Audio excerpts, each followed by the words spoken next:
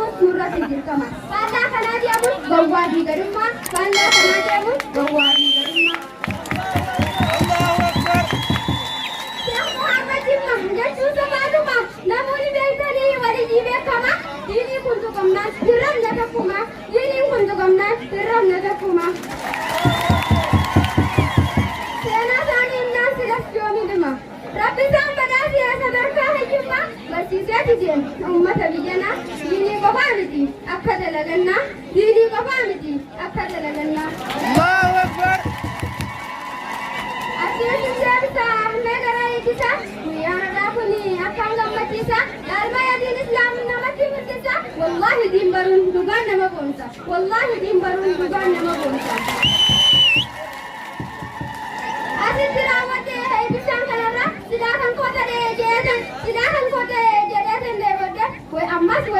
garra amata karra edisa kiyara namutu wal garra amata karra Allahu Akbar. alhamdulillahi rabbil alamin. Barakallah.